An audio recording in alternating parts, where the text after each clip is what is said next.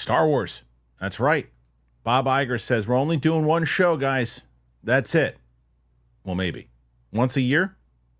Is that it? Should that be it?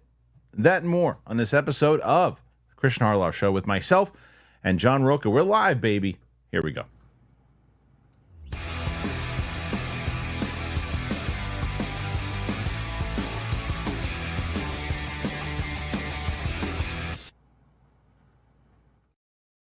Very nice. Welcome back, everybody, to the show. It is myself and John Roca. Hello, John. How you doing? Hey, what's up, man? How's it going? Happy Monday morning. How was your weekend? It's full of NFL and college football, baby. Couldn't ask for anything better. And I've got a wonderful girlfriend who is absolutely cool with me watching football all day while she goes and runs her errands. I couldn't ask for a better relationship in my life. Well, I'm glad of that part of it. Yeah. I wouldn't. You said what could go better. I mean, I'll give you a couple wins. That could have gone better. Oh yeah, I know. Yeah, fair few point, wins. fair. Especially I was in my pool and didn't have New England winning. I'll tell you that.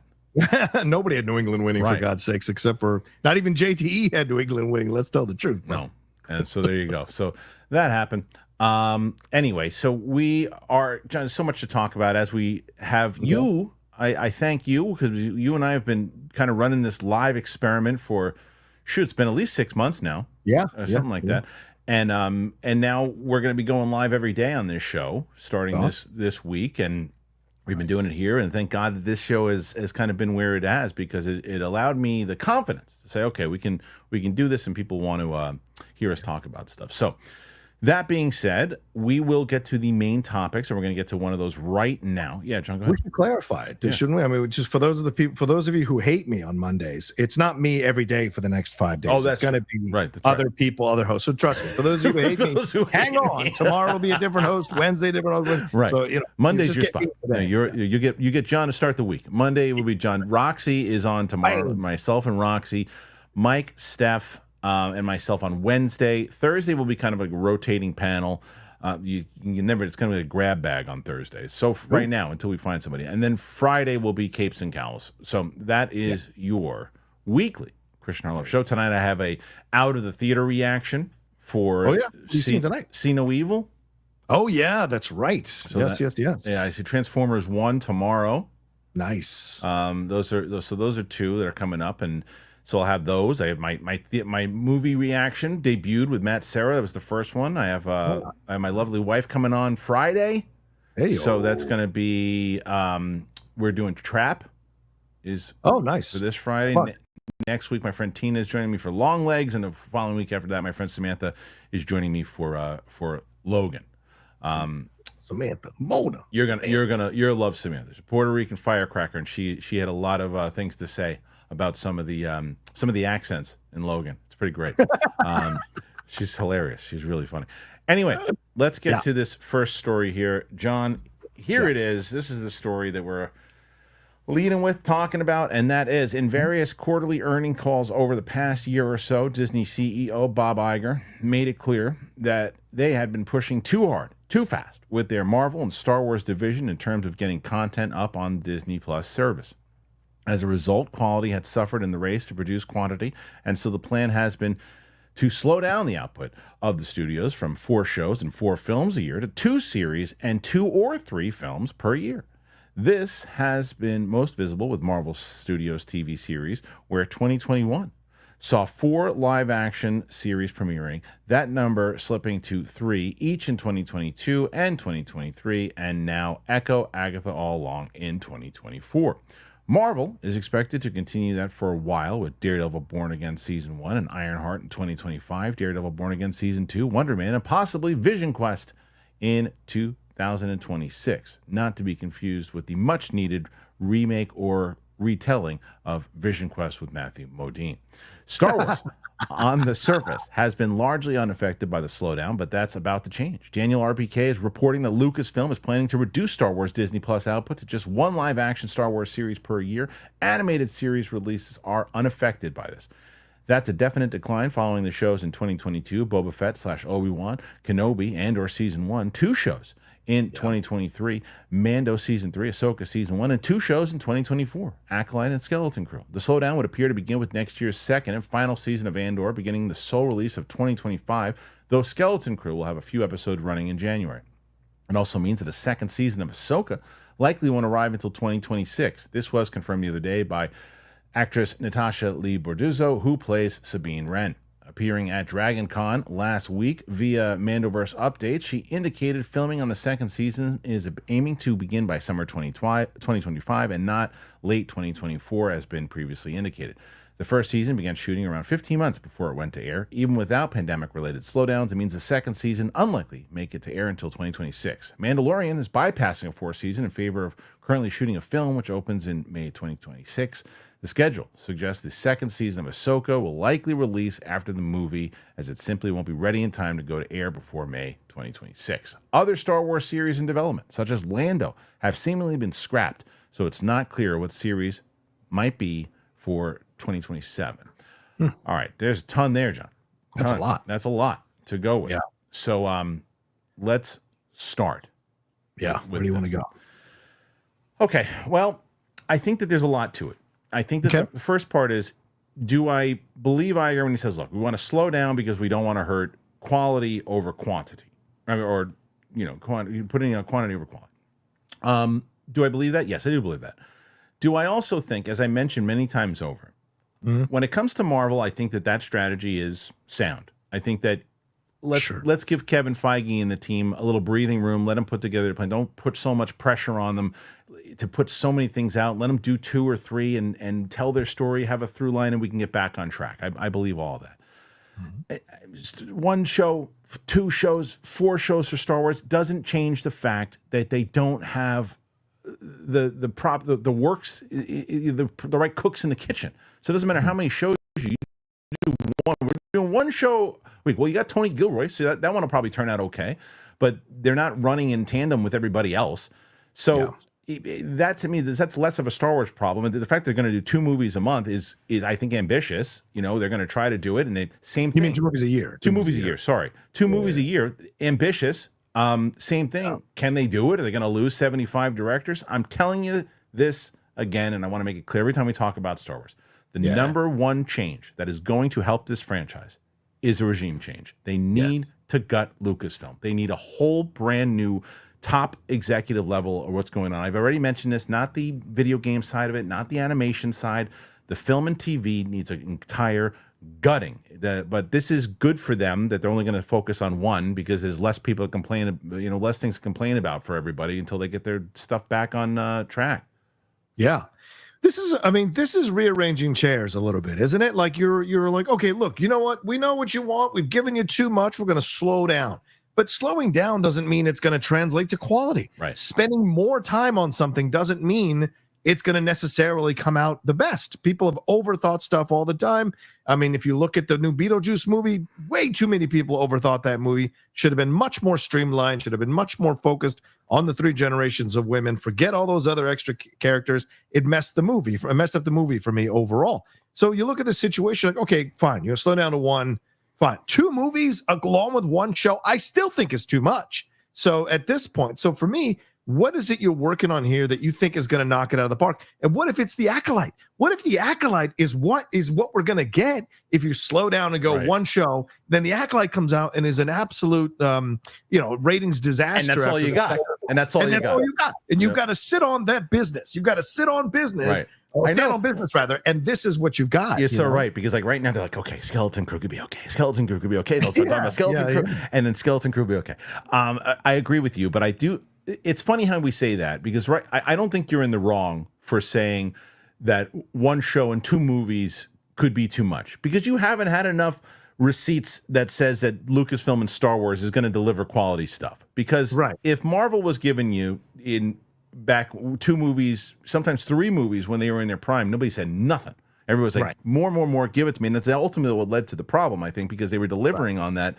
And Lucasfilm and Star Wars just can't deliver on that, because they can't get on the same page. It looked like, okay, wait a minute, because I was one of the ones beating the drum going, it should be TV over over film at this point because look what they're doing with Mandalorian. They got it. And then it's like, no, they don't got it. The same cooks got in the kitchen. They started throwing eggs and spaghetti and everything else all over the place. Like, I think we got something to eat.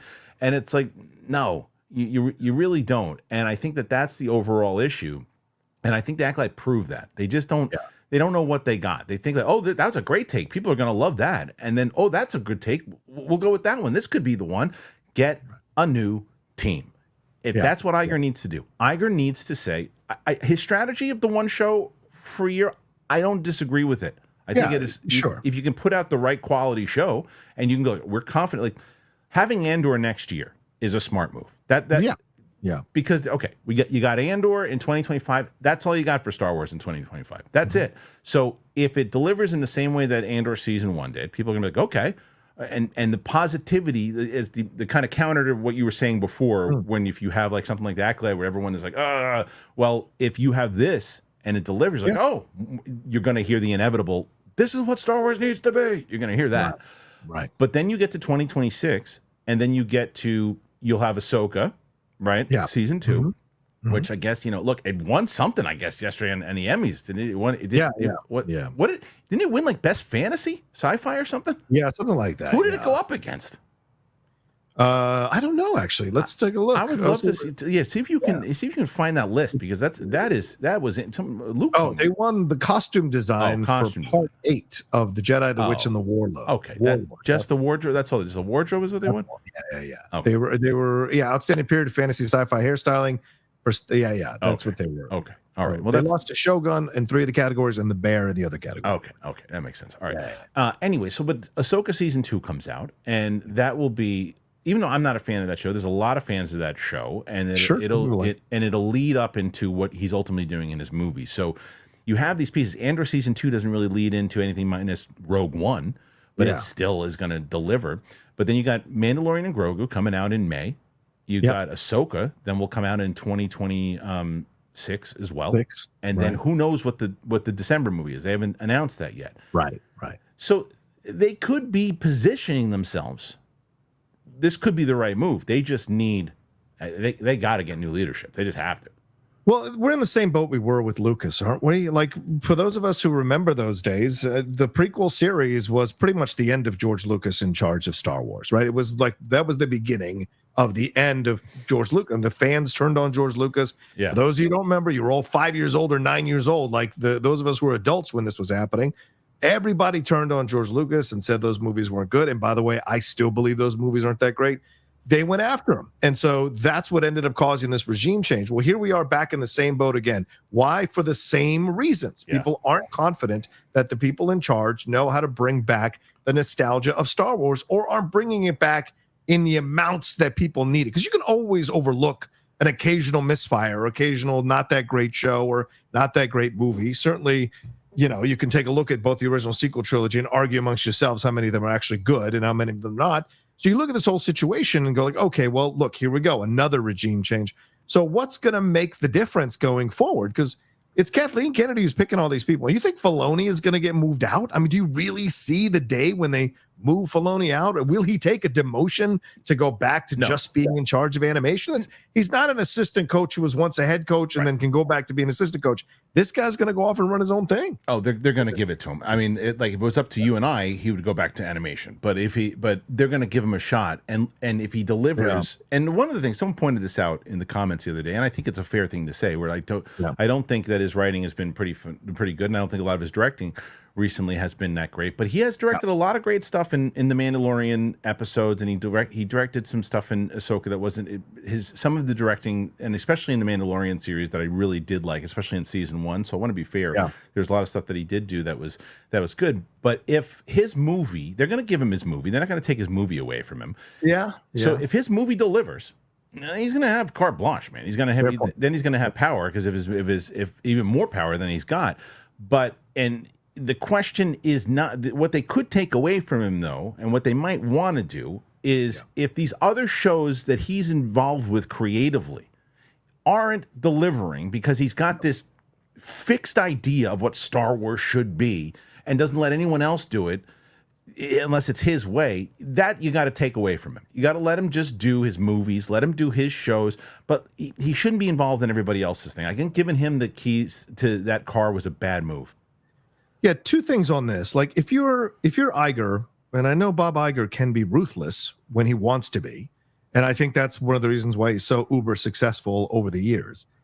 You can hire creators who don't have the same vision as Filoni, and essentially hire around Filoni creators that are more mature in their approach, are looking for a darker, edgier Star Wars like Andor, or exploring these other side of Star Wars a bit more, how can I say this, a bit more in an adult way, so that Filoni becomes the outlier. And so in a way, you're kind of saying to him, yes, keep doing what you're doing, but we're going to also explore these other areas. And since I'm Bob Iger, there's nothing you can do about it.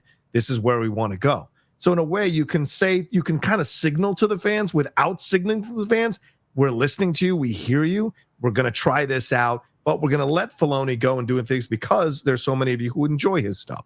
So in a way, you're kind of satisfying all the areas of the fandom, or at least two of the biggest areas of the fandom, in my opinion, by going that direction. That's certainly a possibility that they can look forward and explore. Because the last thing you want to do is let go of anybody like Tony Gilroy. Right. And the last thing you want to do is alienate people like Tony Gilroy who might want to come in and do their version of Star Wars. So it's very important to explore creatively and stop getting in the kitchen and let them do what they want to do, for God's sake. Star Wars Visions, I don't think had any involvement a lot from Kathleen Kennedy or Favreau or Filoni. Like that, I love Visions. It's absolutely completely different. It's not canon, but it's completely different. But it was a great way to explore the possibilities of Star Wars. It was a good way to explore it in general. And I think that's the kind of stuff they'll do. They find stuff like that. You look at some of the video game stuff that they've done. Right. I feel like, but they don't explore that. They go, well, that's a video game thing. That's a book thing. Right. That's another animated thing. Yeah. Instead of saying, wait a minute, look, I feel like what James Gunn would have done in a situation like this, what he was doing with like Creature Commandos and everything else too, the Cal Kestis thing. And at one point there was, I had heard that they were working on a Cal Kestis show. You have that kid who was great in what's that, the freaking show that, oh my God, it's the one that, what's the one from that, the main kid from that show that they blew on Showtime, that was the big one with William H. Macy. Shameless. Thank you. Yeah. Shameless. Yeah. The kid from The Bear. Is that what you're talking about? Yes. Yeah. So that show, right? You have that kid. He's a phenomenal actor. The kid from the freaking the video game, and have that kid be such a. You could have told that story not only in the video games. You could have told that story in a show, and then you got to turn that into a film. They clearly knew the story really, really well. People responded to the story. They responded to everything around it. They don't explore that. You have all these, I've been so blue in the face, all of the books, all the amazing authors that they have, they ignore it. They don't turn it into anything. They have, at one point, Kathleen Kennedy says, we don't have any source material. Sebastian, what are you saying? And look around and it's right in front of you. And like, it's like, that's the kind of stuff. Instead of like, oh, let's take a random shot on this thing who's the hot director? Who's this? It's like, there's no... It just doesn't make sense anymore. It's time to move on. It's time to move on. But I think once a year makes a lot of sense. I really do for how they do. I think it should be one film and one show a year. I think that's it. Look, give it a shot. Because, again, the reason why you say that is because they just haven't. They're just not proving to have the juice, right, or have the recipe to to do that. So I think that I understand your hesitancy. The only reason that I would say, if you're going to put it out there and you're going to give it a shot, if you think you can make it work, you do the one show, you hit those two movies, because if you can hit, because remember, John, they also haven't had a movie out since 2019. They paid $4.2 billion for this. They haven't had a movie out since, you got to make up some back time here. And so if you get, all right, if I'm Bob Iger, I go, all right, look, you guys delivered in that December date. I took Solo out of the December date. I shouldn't have done it. But it doesn't mean I don't also want something in May. So give me something in May, give me something in December, and deliver. And that's what I'm doing if I'm Iger, and I'm going, okay, so what do you got? You've had 6 years to put out a movie, or whatever, 7. What do you got? And that's what they need to do. I think 2 movies in that May and December make sense. But then I'm with you, though, if the December movie, if Favreau's movie hits, and then the December movie misses, then you go to one movie a year and you just rethink the whole thing. Yeah, and one more thing. I think if we go with the show, Christian, I hope they increase the number of episodes if you're going down to one and show. Time. Right? And time, yes. Yeah. Make them 10 episodes. Make them each about 45 minutes to 55 minutes each.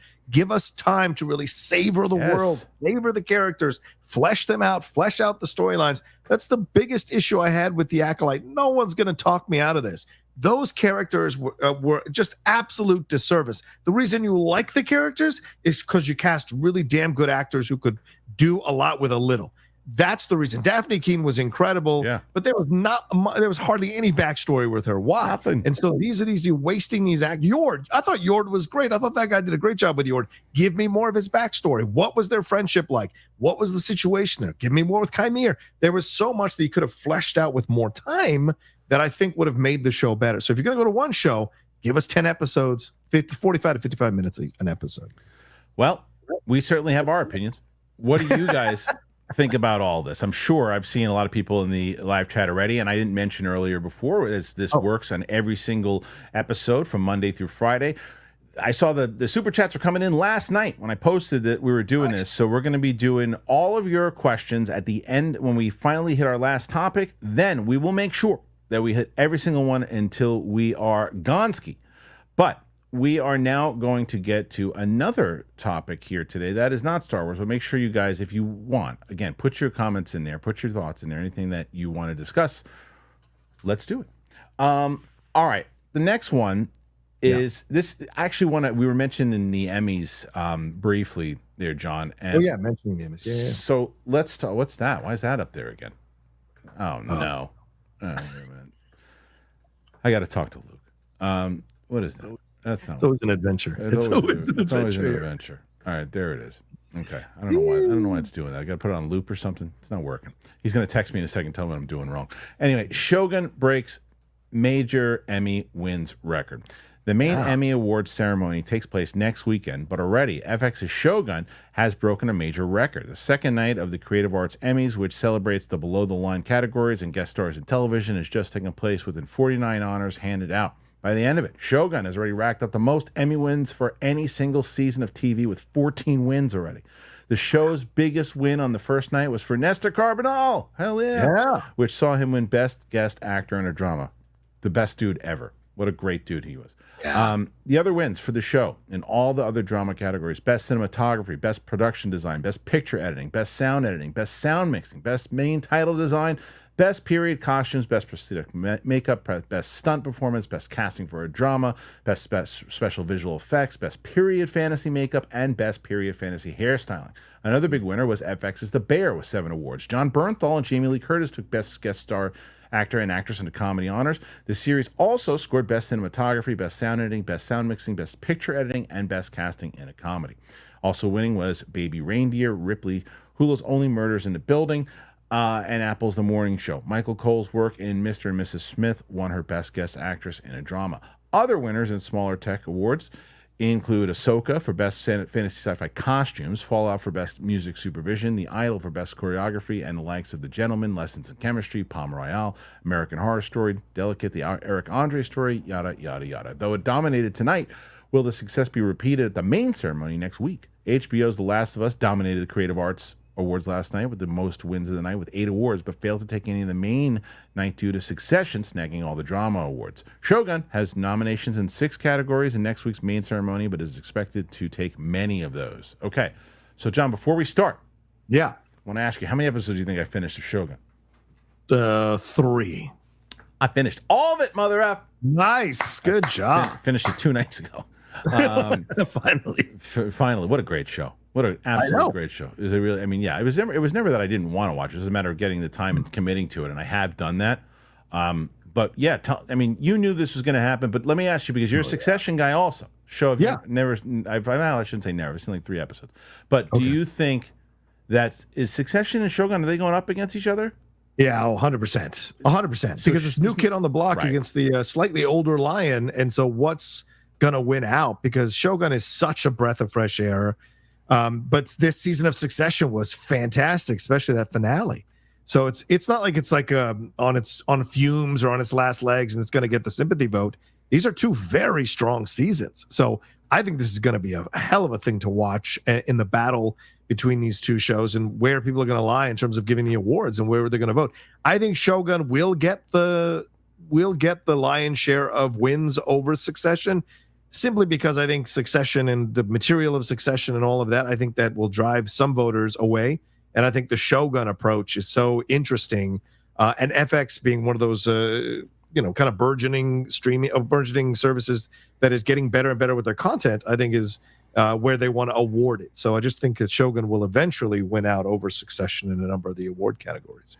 It's really interesting because the show was just so well done. It just really was. And I will tell you, even though I haven't seen much of Succession, I can tell you the hype behind it and everything too. And because it's his last season, Succession wins. I mean, it's so. Yeah, Okay. yeah. It's the last season. They give it to people for that also. And the only way that it could potentially win out is because maybe now that they have announced seasons 2 and 3. That's what I'm saying. Yeah. I think Succession wins, and I do think what was funny because I forgot kind of how it worked, but this is because these for like the Bear. Which is strange, right? Because it's season 2, right, for the Bear, right? Exactly. Even though Succession was, not Succession, Shogun was not around the same time. I guess earlier in the year. So earlier in the year, yeah. I mean, we already had Bear season 3 come and go, right? So I guess that'll be for next year. Maybe next year. But Bear season 2, I remember when the nominations came out, and I was like, "How did Jamie Lee Curtis not get a nomination for that? Are you kidding me?" And I was like, "Oh, well, there you go." That's why. Yeah. Because she was so good in that episode. You didn't like her in the new season, huh? No, I didn't like the episode with her and Abby Elliott. That was my least favorite episode of the series. I liked that episode. That was such an important episode. How come you didn't like that episode? It was so maudlin. It just got so maudlin. And look, I love Abby. I think Abby's fantastic. And I think people sometimes give her too much shit as being maybe, quote, the weakest actor on the show. I heartily disagree. I think Abby brings so much to that character. But I just I guess it's not a relationship I could connect to. Do you know what I'm saying? Yeah, so fair. I didn't have a crazy mom. My mom was pretty normal and chill. I came out crazy because of my dad, but my mom was chill. So seeing those interactions, I don't 100% connect to that kind of stuff. So it just didn't work for me. It dragged out a little bit, so it wasn't for me. I love the Tina episode where we get to see her backstory and how she ended up working there at the she was desperate for a job and all of that and the frustration. That's my language. You know what I'm saying? So I love that episode, even though some people think that's the weakest episode of the season. I thought it was great. So it's just a matter of preference. What do you call it? Subjective preference. Yeah. I will say about Bear season 3, which I enjoyed. I liked it a lot. I will still rank 2, 1, and 3. But that's fair. Yeah. But not 3 because it's terrible. No. 3 because the other 2 are so good. No, and I think that 3 is going to wind up setting up a lot of stuff. Oh yeah, 100%. So much. 100%. Like so, there's one particular. It's this. I don't know if it's a spoiler, really. I'll say this. I'm not gonna. Okay. They're in a restaurant at one point, so that's not a spoiler for anybody. And they see a picture of a particular person on the wall. You know what I'm talking about, right? Yes. And it's linked to another movie.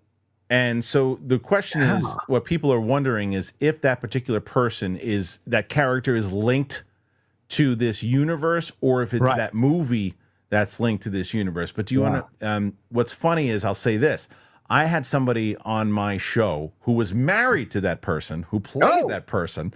I didn't bring up that relationship, but what I did say to that person was that I think that they could be in the Bear because I think they would be great. But I have an interview coming out on Thursday that I'll put on the show.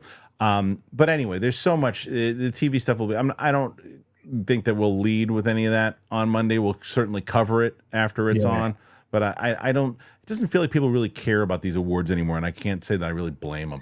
Yeah, it's very, very. It's becoming very, very clear that those are fun for the occasional. Hey, look, I'm gonna read this on this website and roll on past with the rest of my day. But it's nowhere near as big as it used to be, and I think because people are just kind of sick of award shows in general. I mean, this has been happening all across the board. Even like the Pro Bowl, the All-Star game, people don't give a shit about any of that stuff. So it's like it's a different world now where people just don't care. They just want to enjoy stuff, and they don't want to be told what's good and what isn't, or what's great and what isn't.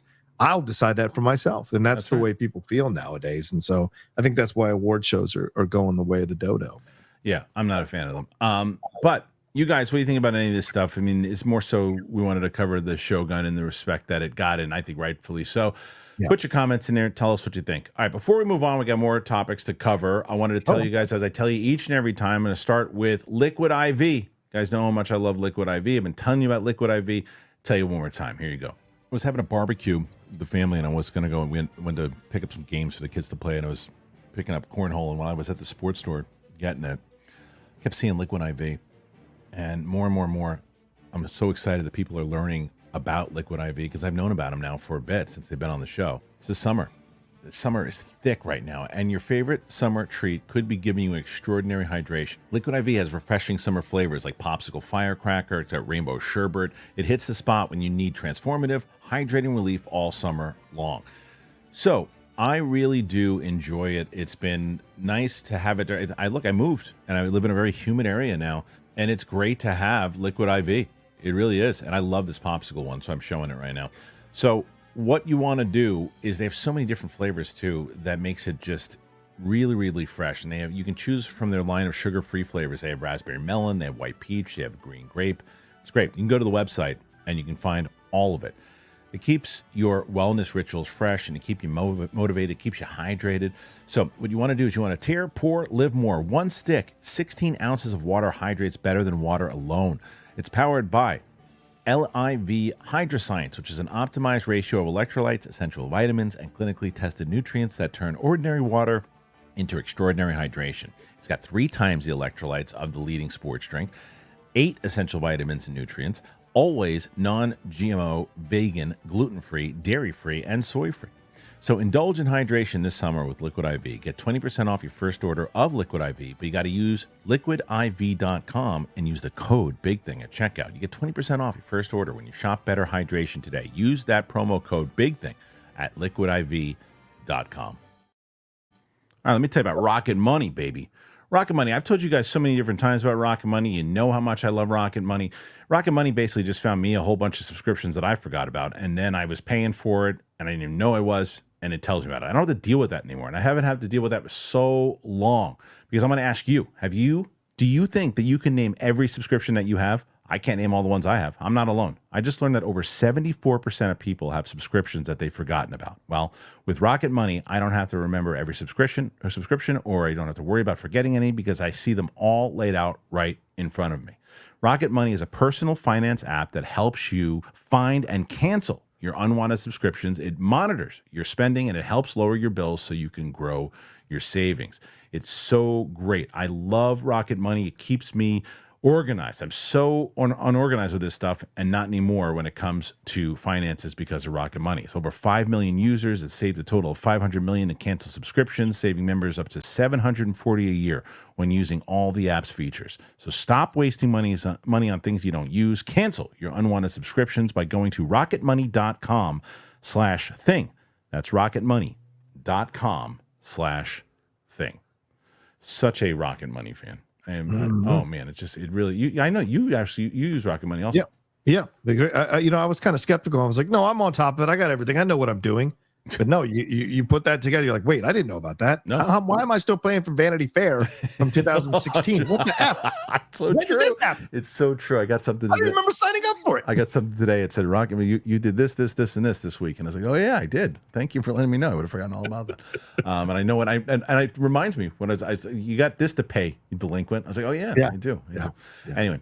All right, so we got some other stuff. Thank you to our sponsors, by the way. You can go in the links in our description, both Liquid IV and Rocket Money, and if you want to help out the show, you can do it. And I saw somebody going, oh, I don't know if the flavor sounds good. It is, trust me.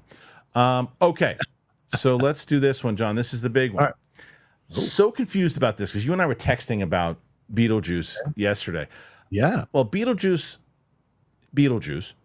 sets box office records. Tim Burton's supernatural dark comedy Beetlejuice is coming out at the high end of expectations at the weekend box office. The sequel to the 1988 classic,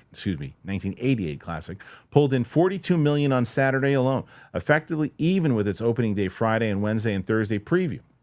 As a result, the film's 3-day domestic opening weekend estimates have risen to $110 million, possibly higher, up from the low 90 million range that the studio had been estimating. That's the second best opening ever in September, behind only It, the second highest opening for Burton, the third best for 2024 overall, and its domestic debut has outgrossed the first film's entire 75 million, unadjusted global box office total. The film also debuted internationally with a further 35.4 million for the weekend. No other film managed to crack double digits in ticket sales. Deadpool and Wolverine coming in second with 7.2. Well, I can also show you this. This is the actual thing right here. You got Beetlejuice at 110. You got Deadpool and Wolverine adding another 7.2, John. That takes us to 1.2, almost 1.3 thus far. So if you go back to, what the hell is it? You got some more here. Somewhere you go. Deadpool, Wolverine, Reagan, Alien Romulus. It ends with us, and then Beetlejuice, which is funny because this movie made 110 million opening weekend. Only 35 million. It's definitely not an international movie. Yeah, it's just not. But this is a pretty big number. Kind of what we thought. Doesn't break the record. Yeah, which we didn't know. We thought it could get close.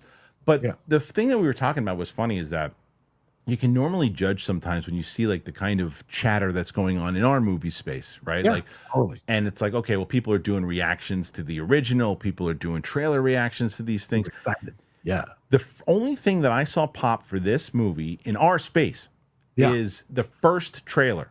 The second trailer was kind of dud for most people.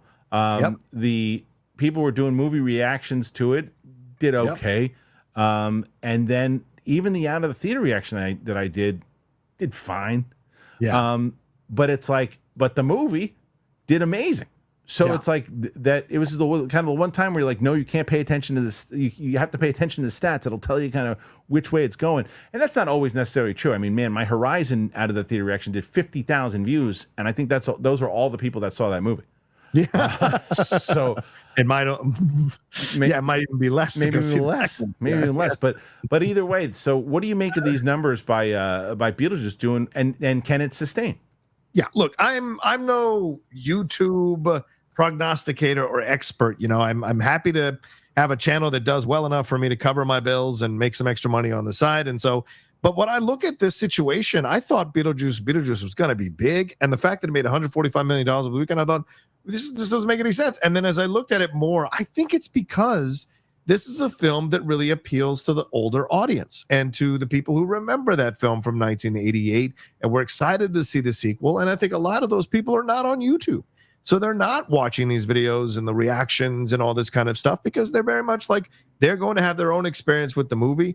They don't need to watch other people's experience or read other people's reviews or watch other people's reviews because they're already going and they're going to make up their mind. And so I think this is one of those movies that is just a freak of nature in that way, and that there's a lot of money in terms of the box office it made, but the people that went maybe weren't that excited to just watch stuff on YouTube about it and went about their day. And I also think that the film, I know it's gotten some good numbers, but I do think there's a lot of people who aren't going to go back and watch this over and over again. And so I don't think it's going to hold on for a while. So maybe they're like, I saw it. I'm good. I'm rolling on home. I think the Beetlejuice like hardcore as well, though.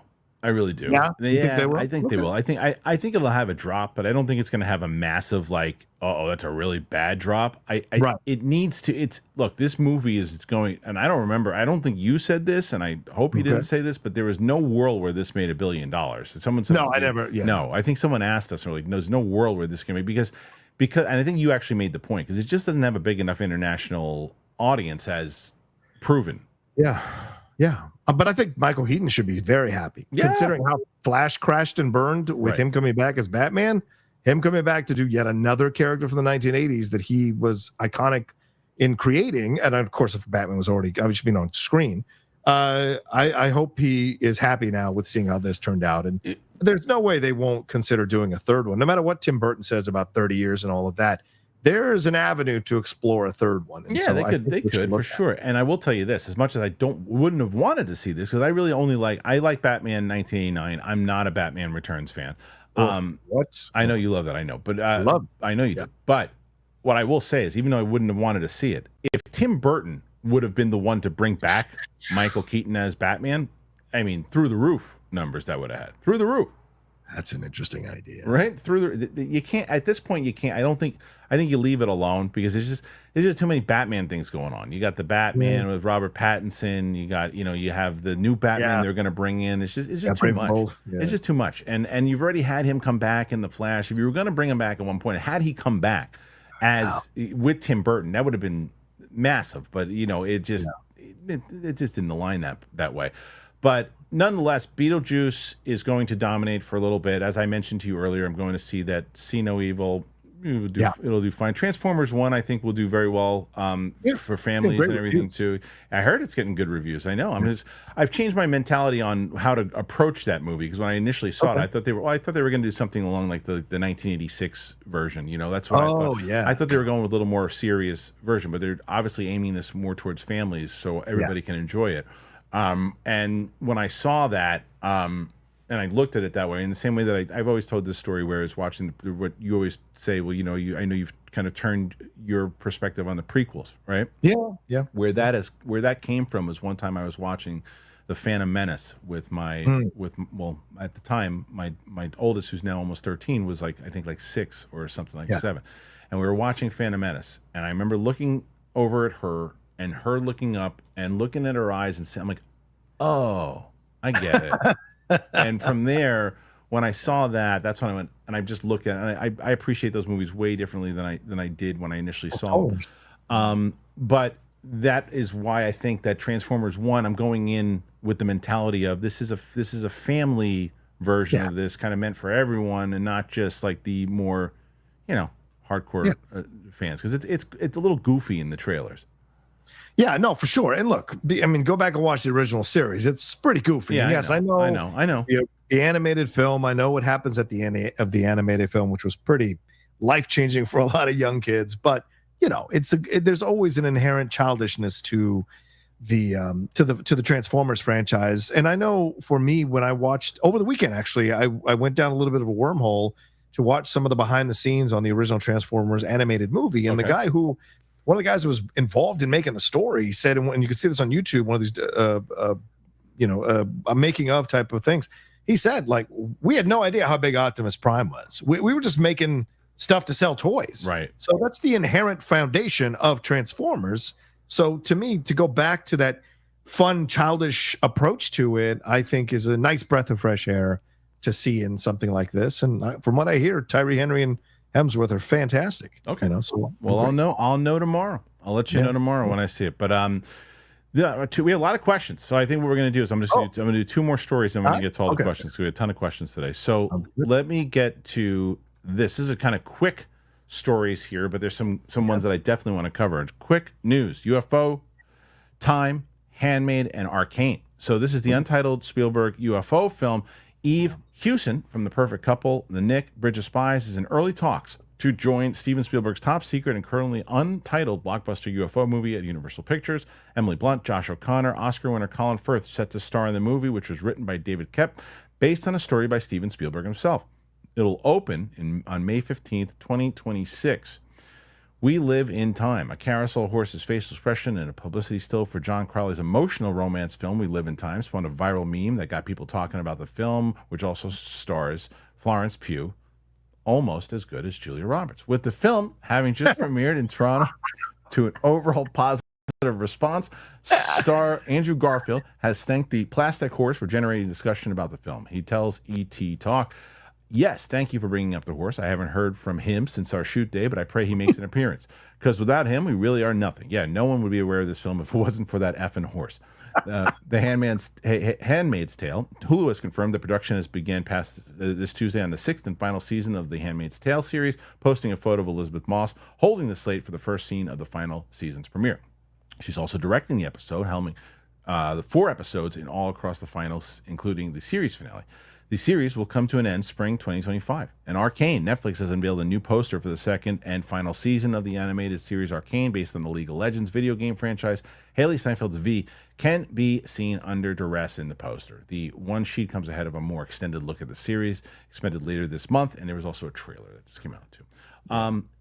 Have you watched Arcane yet? I told you to do it. I've not watched Arcane. You and Vogel are a 1-2 punch in my face right now to watch this thing. So I am absolutely going to watch. Okay, I'm going to watch it. It's so up your alley. You will love this show.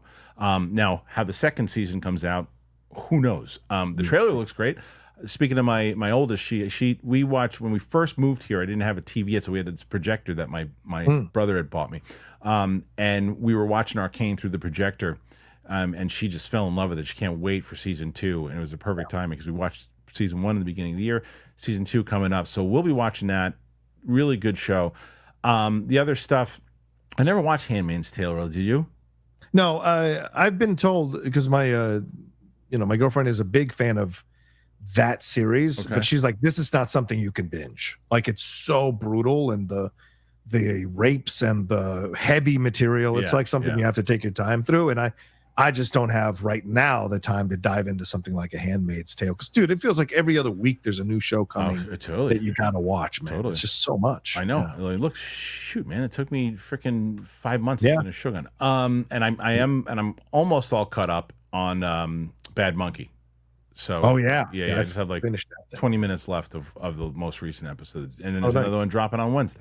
So so that, and then finally, obviously, the thing that kind of led that whole thing was, We Live in Time. I don't know anything about, really. I did the horse. Sure. Yeah, it's a rom-com with Andrew Garfield and Elizabeth Pugh, the best looking woman on the planet. And sure. So wait, you said, let me just tell you something. You just said she's the best looking woman on the planet. Yet you got her name wrong. You called her Elizabeth Pugh. Oh, sorry, Florence. No. See, it doesn't count anymore because you called her. It's not even a real person. Elizabeth in my dreams. It doesn't matter. It's not even a real person. I just don't think Florence is a sexy name. Right, you're changing it. Florence Pugh's not the best, but. But no, So there's a shot of the horse in the trailer, and it's a plastic horse. They're riding in a carousel, and the horse has the weirdest, goofiest grin on its face. And social media, man, you just never know what's going to cause something to go viral. And people latched onto that horse, and now Garfield and Florence Pugh have been asked about that horse all the time, which is why they're talking about it. But it got some good. Mance loved it. Some people loved it. Some people, I saw a couple of the critics who felt it was a little paint by numbers in its approach. So I'm going to be curious. It feels a lot like About Time, that British one that was with Domhnall Gleeson and Rachel McAdams, in that they're kind of going back and forth in time to show this relationship. So I'm curious to see what this film is going to be, but I'm looking forward to it because I like both of those actors, especially Garfield. I've come around on him so much, man. He can't work enough. I'll watch him in anything. He's great. Both of them are great. I mean, as much as is an ongoing joke here with the Pugh Roberts thing, Florence Pugh is tremendous. She's a great actress. She's really, really good. And to see the two of them and their chemistry is going to be off the charts. But the one that stands out to me, obviously, for selfish reasons and other things too, is the UFO movie, right? Like you got, and I've mentioned this, if you follow my other channel and the other things, what I don't want to see, like as a casual fan for, like, say, a John Roker or somebody else too, that's not really following the topic, and just a Spielberg fan, you're going to go, oh, I want to see the kind of the fantastical UFO thing that Spielberg usually does. I don't want to see that. I want to see the post. I want to see what's happening actually in Congress. I want to see them talking about the other things, the real kind of cases that are going on within our own government that's not being told, that is right out there if you just look for it, that Spielberg is very much aware of and has talked about as much on, I think it might have been a Colbert, I don't remember.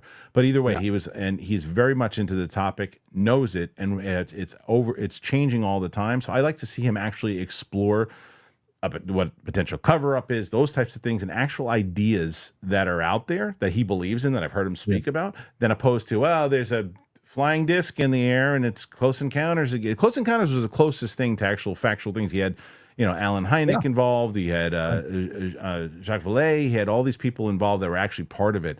And he has his own theories about it inside that movie. But like the War of the Worlds stuff and E.T. and all that, I don't need to see that anymore. He did it. Love E.T., one of my favorites of all time. Yeah. But I don't need a fantastical movie from him. I need the post. Oh, the post approach to the UFO story. Yeah.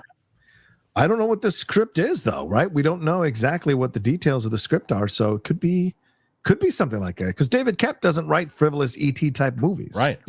He's writing the new Jurassic World movie, and I think that's going to have a little bit of a harder edge to it. And so maybe this one as well will explore some of the things that you're talking about. And I think Eve Hewson is a great show. I love Upcoming actress, I think she's Irish. And she was in Bad Sisters. If you guys haven't seen the first season of Bad Sisters on Apple TV, highly recommend. Incredible actors and actresses in that show. And of course, Flora and Son, the most recent one from a few months ago, they got a lot of positive buzz. So she's a great actress who is coming into her own as a name. And so to see her be in a Spielberg film, she's got that kind of energy that you want to follow. And so I think this is a very good casting decision to put her in it, because she's probably going to be the one, kind of like Audrey Tautou in the one with Tom Hanks, the Dan Brown one, where they're exploring the conspiracy, what's going on with the Vatican, the Da Vinci Code. She might serve that purpose there, in that she's like either the main person exploring or kind of like the co-lead in exploring what's happening and being shocked by all the stuff that she's discovering. So I hope so. We'll see.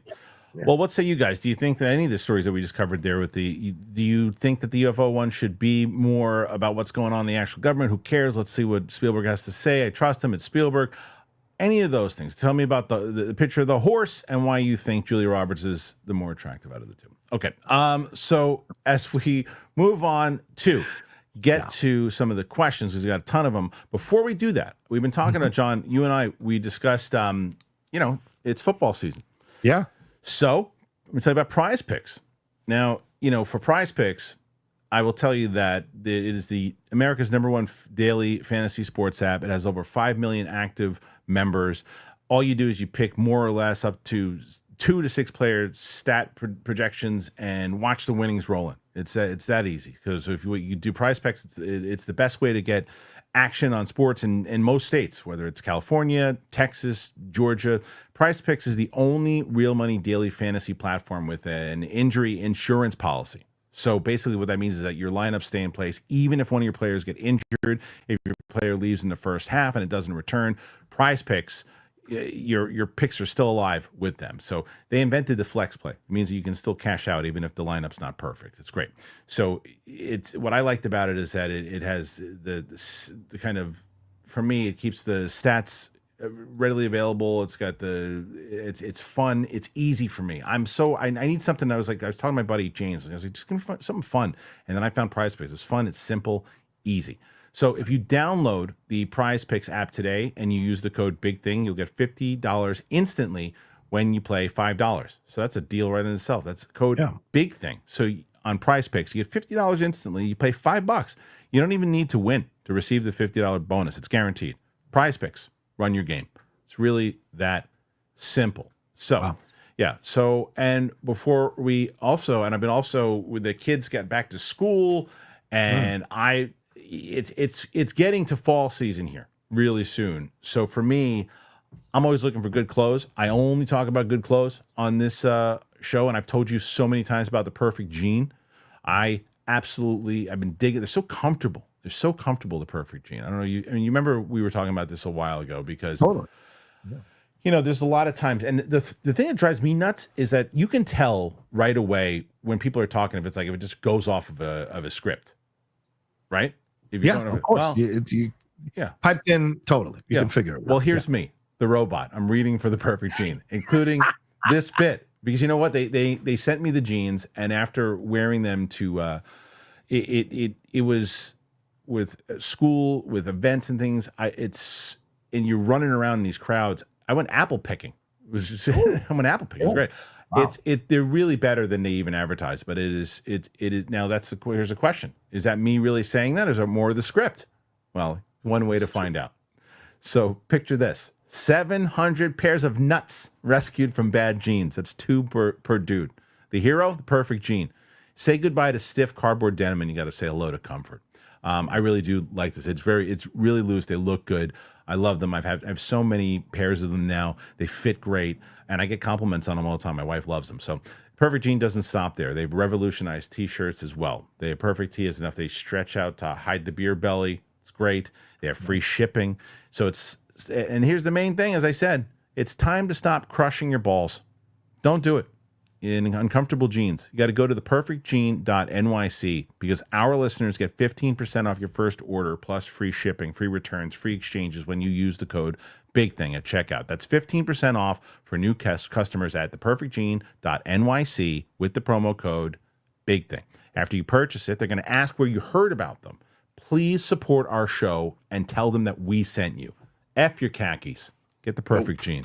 There you go. Yeah. Nice. Yeah. So, I mean, that's the thing. Please go over there. Like I tell people all the time, when you go over there and you're browsing around and you help us out when you do that, but you also, when you get something, tell them that it's us. It's a big deal. Yeah. All right, John, we got tons of questions here today. Bring it. We got a lot. We got over right now while we're starting with this moment. 33 questions thus far. 33. Don't sing it or ring it. Yeah. So it's funny. I'm going to start doing, now that we have live, because you know how competitive Roxy is. Oh yeah. So right now, yeah, you have the record as we start on Monday with 33. Oh, I see. We're starting today, 33. Just in comparison, Steph and Mike had 11. So 33 for John Roca, crushing. So we'll start at this first one here, and that is Matt Boyle. Conclave, starring Ralph Fiennes, has been my most anticipated movie this year. Will he finally get the Oscar? Is this the one when what's wrong? You still got his name wrong. It's Ralph Fiennes. Ralph Fiennes. How about Who Curs? You heard of him? Who Curs? Who Curs? No, I've never heard of him. Yeah, Who Curs? Or Triceratops. Yeah, he's right around the block. So will Ralphie F get the deal? Hey, Ralphie F. Hey, Ralphie F. What are you doing? I heard the last thing you were doing. You were popping up here and there. You in a thing with Furiosa, with cooking burgers. Who told you could play the Pope? What are you talking about? Man, hey.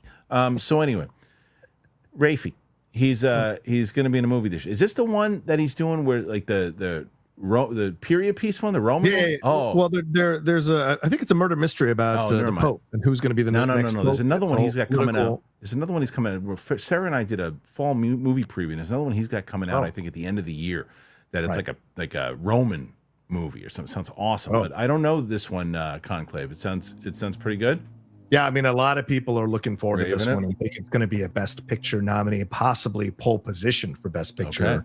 Okay. And it's directed by Edward Berger, who did All Quiet on the Western Front a couple of years ago. Yeah, and he's the one that supposedly is in talks for Ocean's 14 and is doing the next Bourne movie. So, yeah, a lot of people talking about. We didn't talk about that Ocean's 14. So they got Pitt and Clooney back, right? Yeah, they're the ones who want to. They're driving this possibility forward, and the rumors are that Berger is in talks with them about it. But I don't know, man. I feel like we've kind of hit the end date on that one. I would have told you that. I would have told you that after Ocean's 12. Okay. Because it was terrible. 12 was terrible, and they got themselves back on track with 13. Yeah, 13 was great. And I didn't mind the Sandra Bullock one. I didn't mind it. Yeah, Ocean's 8 was fun. Right. Yeah, if they combine the two teams, I don't know if they will. That could be fun. I don't know if they might. All right, here we go. Here is the next one. This is Miguel saying, thank you, Miguel. Have you guys seen Terminator Zero? I'm almost done with the show. It's been very good. Y'all think it's time for Cameron to hand off collab with East in making more Terminator instead of West or Hollywood? Thanks. I don't know. I mean, look, I've said this so much. I have not, by the way, I've not seen it yet. I've not watched it yet. What I have said, and I stand by this, and John and I talked about this last week, I think the way to save the Terminator franchise is go back to do what James Cameron did back in 1984, and that is to make it for very cheap, make it an A24 style movie, make it for very cheap, get great actors in it, almost do, I know Civil War is probably more expensive, but something along those lines is something more condensed, and do something like that as opposed to the big studio Terminator movie. Yeah, I mean, I think you're 100% right. And we just saw with Alien Romulus, right? 80 million, and it's crossed 314 million worldwide. And it's already the second highest grossing film in the Alien franchise, only been out for 4 weeks. So it's incredible. And so I was like, and if you go with the lower budgets, you go back to what made people excited about the film, they'll come and watch it. And I also think in some small way, for the people who watch budgets, it kind of inspires them to go and support a little underdog film within this massive franchise. And so it works on so many levels to go this direction. And I think it challenges the filmmakers to make it work within the budget restrictions that they have. And that inspires more creativity. Yeah. So, yeah, I like that idea. All right. Before I move on, John, where can I find you? What do you got going on this week? Yeah, you can always find me at The Roca Says on Twitter and Instagram and TikTok. But my YouTube channel, youtube.com/John Roca Says. It is the Outlaw Nation for now. Will become the John Roca channel soon, but it is the Outlaw Nation for now. And we've got so much coming up this week. We got ourselves the Hot Mic coming up later on Friday. Jeff coming right off a plane from TIFF going live with me to talk about his experience as a TIFF. We got the Geek Buddies coming up this week. I just dropped my reaction to Beetlejuice. I watched it for the first time in like 2 decades. I watched it so much that was still new for me, and that's up there on the channel as well. I'll have a trailer reaction later for Saturday night, the new official trailer that dropped today, and then we'll be hitting, hopefully we'll be doing some game time in the next couple of days, me and Winston A. Marshall, but you can catch us now on Spill the Tequila. We dropped a new show this past Friday. A lot of fun hanging out with Winston A. and talking about all the great weird shit going on in the world. So thank you, Christian. Appreciate it. Yeah, of course. All right, so continuing on, because we have there's so many great questions today. So thank you guys for everybody who's doing and supporting. Jacob Pinchin, I'm appalled by the most attractive woman debate. ScarJo is the clear winner. Thanks for the pre-upload. You go live at 3 a.m. in Melbourne, so never get it right. I'm glad they did. So that's nice. See, and someone, I actually think that our longtime supporter Ed Harrell had suggested this to me a long time ago to make sure to try to put them out the day before. Just now that we're going live the day, now that I know it, where it's set time at 1 p.m. Eastern all the time, that I can do that. But I'll tell you, you're not going to like my answer here, John. Okay, go ahead. Julia, ScarJo, Florence Pugh. Nonsense. I know. Nonsense. I know. I'm sorry. You were clearly dropped on your head as a child. Twice. And I apologize for you. But ScarJo is. I saw ScarJo in person, by the way. She is sexy. She is jaw-dropping in person. I saw her at a Comic-Con once. I was literally 10 feet away from her backstage because a friend of mine got me backstage for the Iron Man 2 presentation. She was gorgeous. I don't deny that. But to me, she kind of radiates that kind of science nerd geek, and I don't necessarily go that direction. So I kind of put her in a different place, but I still put Florence above her. So you're cool. You're cool. You're real cool. I don't think so. You're real cool. No one's ever accused me of that. All right, Jason Trenner talking about who's hotter, Julia Roberts or Florence Pugh. How about Mrs. Garrett in the conversation? That's right. So you wouldn't understand. This is a Brett and me joke. We had the character of Richard. Well, I'll have to bring him in here to tell you about this, John. Hey, listen, Roka, you're not a big fan of Mrs. Garrett? I had a time she strung me up in a dungeon and slapped me in the balls with a ruler. It's amazing. She's a little redhead. You might be offended by this, but she talked to me about the real facts of life. You know what I'm saying there, Roka? We talk about an outlaw. Man, Mrs. Garrett was a real outlaw. She'd take you in, chain you up, leave you there for a month with just a couple crackers here and there, and maybe a little bit of juice. That's it. He loves Mrs. Garrett. I don't know what to tell you. Charlotte Rae. This great Charlotte Rae. Yeah. So good. I think she's Matt, I hope she's still alive. I'm not sure. Matt Sinister McCall had a Brett dream. A demonic lady was setting fires and chasing Andrew Schultz, Harloff, an addict, and me. I made a deal with God to see the forge and woke up. You got a lot going on in your head. No shit. Matt Sinister McCall is like the new sniper. He's got a lot going on in his head, that kid. I love it. I will say this. Just reminded of this. So I'm producing Matt Serra's show. Yeah. And we just shot. Well, we shot 2 episodes. His first episode is full of the X-Men series. He's got Phoenix Carnival on, and it starts. We air it tomorrow, but he's actually going on Joe Rogan tomorrow to promote it. He's going to be on. I mean, he's on there to just talk shit with Rogan, they're buddies, but he's going on, and then he's going to promote the show, and he's on there. But it's nice. But yeah, so it's going to be good. Hey Joe, watch my show. Watch my show. All right, let's see. So now, Mike Joyce, would you want a meta Beetlejuice 3? Something like New Nightmare with Beetlejuice? I don't think we're there yet. But maybe, because he's been trying to come into the real world.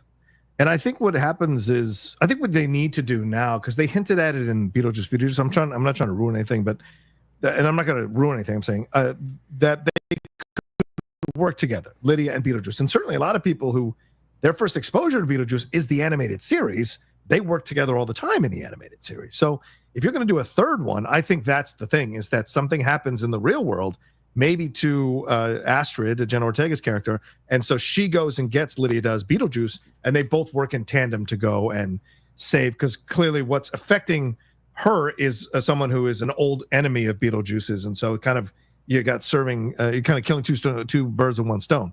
So I think that's the route that they should go for sure. I don't know if it's meta or not, but I think they should do that. I hope that they don't do meta. Yeah. I mean, like, I quickly get Gremlins 2 feelings. Oh yeah, the new batch. People love Gremlins 2. Like Mance and Bibiani love it. I love it. I can't stand that movie. I think it's so stupid what they tried to do, and the whole reason behind it. Why I hate that stupid movie. Sounds like you don't like it. I don't like it. All right, let's go. Next one. Yeah. Pac-Man Dwayne, movies, reviews, and television. What's up, man? Which character actor do you wish had more prominent roles? For me, it's David Morse. Contact, baby. I'd love to see him take on bigger leading parts back in the day. He was great in that. He was great in 12 Monkeys. Yeah. Yeah, he's great. That's a great choice. Which actor? I mean, it's always hard for me to say because, you know, every time that question like that pops up, I won't think of somebody. And then when I'm walking around the street the next day, I go, oh, that person. I mean, great to have that person on there. So, I don't know. I don't have anybody in mind, but is there anybody that, if she's still alive, Charlotte Rae? No, she's not. She passed away 2018. Oh, okay. Well, then never mind. I hope she let people go out of the dungeon before she left. I hope so. No, he's still locked in there. Still locked in there. So, Mrs. Garrett? Mrs. Garrett? Can you let me out, please? Please. No, someone. The code word was Nugget. I've been saying it for the last 3 years. No one's letting me out. I lost 37 pounds last week. Yeah, no, maybe. I mean, before he passed on, I think Gandolfini was definitely going to be set up for more lead roles. Sure. I mean, you could look, say what you want to say. That's a character actor who happened to get a lead role in The Sopranos, right? Yeah. He's an absolute character actor, but he was fantastic in that Julia Louis-Dreyfus movie that they did together. So I would have liked to have seen more of him be a lead in stuff. But I think that would have been fun. Okay, Anthony M72 Giants. Oof. Commanders. Oof. Knowles. Oof. Florence. Phew. Sorry, fellas. Yeah, I know. Well, look, that was brutal. Brutal. It season's already over for us for the Seminole. Toast. Absolute toast. The great Tim Sim. Another news than Star Wars. What's your thoughts on the Mr. McMahon documentary trailer? You think Bill Simmons will go far in showing nearly all events, or will be like that WrestleMania 40 documentary that WWE did? I feel like Simmons is going to not shy away. I feel like he'll go after it, especially now. I don't think you can really put a documentary out this close to all the things that just happened with Vince, not include some of the dark stuff. Now, I know that you said that, you know, the woman that's got the major allegations isn't really involved in this, but that doesn't mean you can't cover all the other stuff. Yeah, they've got the reporters who were involved with breaking that story in the documentary.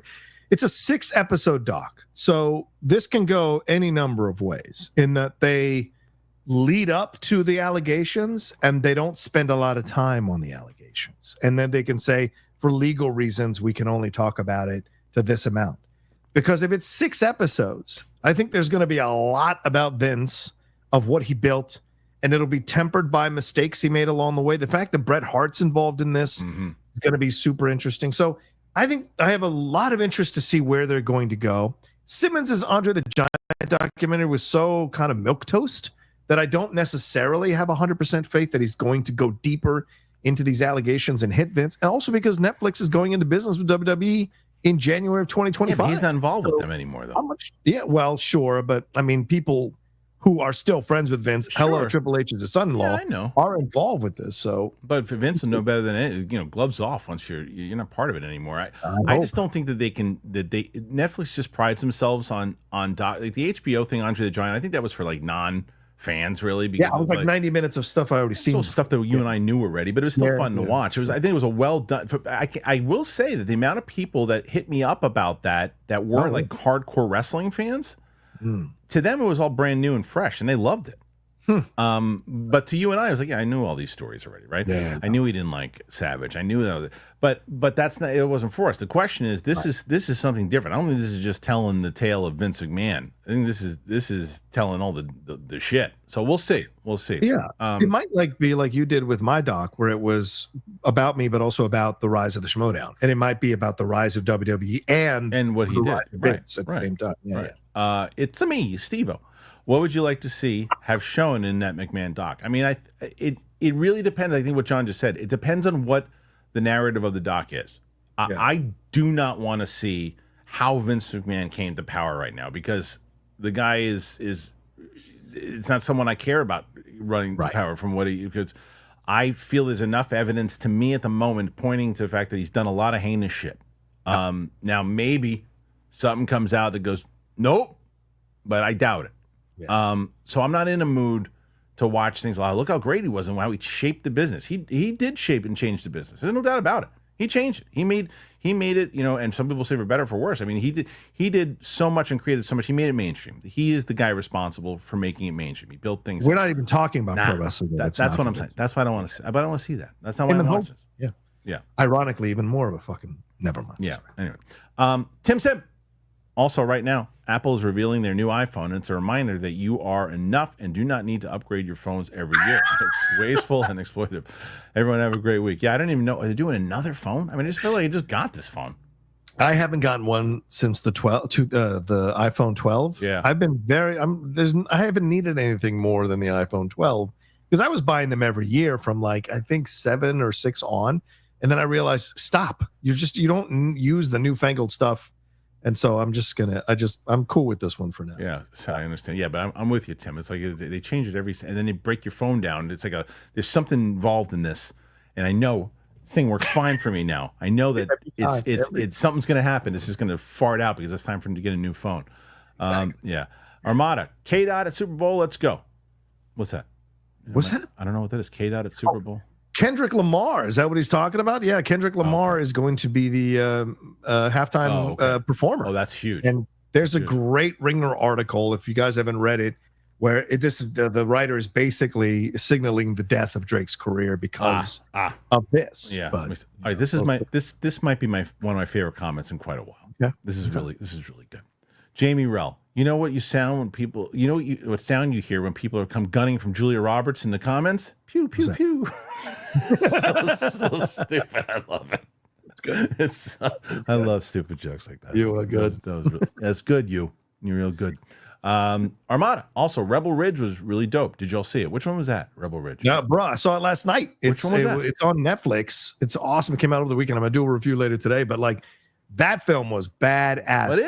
It's like Black First Blood, Black Reacher. So very interesting film. Oh, I heard about it. Yeah. It's good. It's so good. It's not what you expect either. Like it sets up that it's going to be one thing, but as the film goes along, you're like, oh wow, I didn't expect this. Okay. And so I like the challenging nature of the movie for us as a viewer. So it's so damn good. Jeremy Saulnier, the writer, director, and editor on the film. So shout out. And then Aaron Pierre, I think, is the name of the actor who plays the lead in that. Okay. But yeah, damn good. Highly recommend. Jamie Rell back again. Gary Busey wasn't acting in Predator 2. He actually thought we were being invaded. He was so glad that his experience was documented.